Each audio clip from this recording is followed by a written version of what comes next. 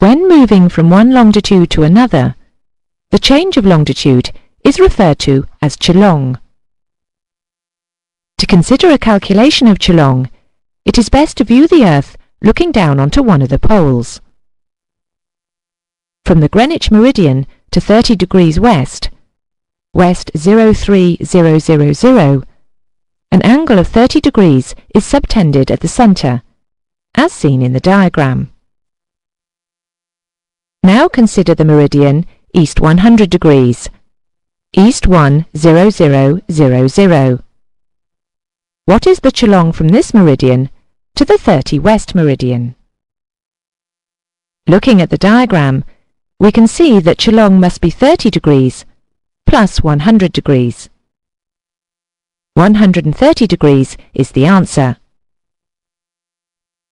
Now let's consider another example to 170 east, east 17000, from the 30 west meridian. It is now apparent that there are two angles between the two meridians, one of 200 degrees and one of 160 degrees. However, it is usual to only consider the smaller angle, as this would represent the shorter distance between the two meridians.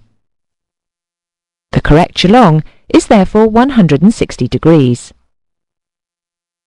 Likewise, determining the ChLong from west 17000 to east 17000, the smaller angle in this case would be 20 degrees.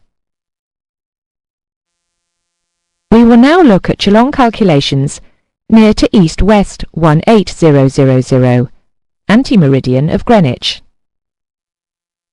Calculate the ChLong from west 16932 to east 17739. Firstly, where is the west 16932 meridian? Remember to think of the Earth in its three-dimensional form to decide where the westerly longitude is. From the west 16932 meridian, it is 10 degrees 28 minutes to the east-west 18000 anti-meridian of Greenwich. Secondly, from the east 17739 meridian to the east-west 18000 meridian is 2 degrees 21 minutes. The total ChLong must therefore be 10 degrees 28 minutes plus 2 degrees 21 minutes, which is 12 degrees 49 minutes.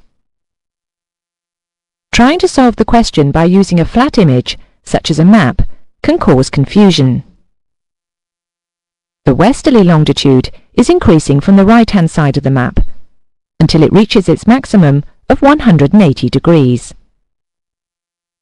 Likewise, the easterly longitude is increasing from the left-hand side until it reaches its maximum of 180 degrees. It is too easy to confuse the east-west sense of longitude around the Greenwich anti-meridian. West longitude is on the right-hand side, and east longitude is on the left-hand side. This should not be confused with direction. Of course, the Earth is still spinning east, so the direction of east has not changed. It never will.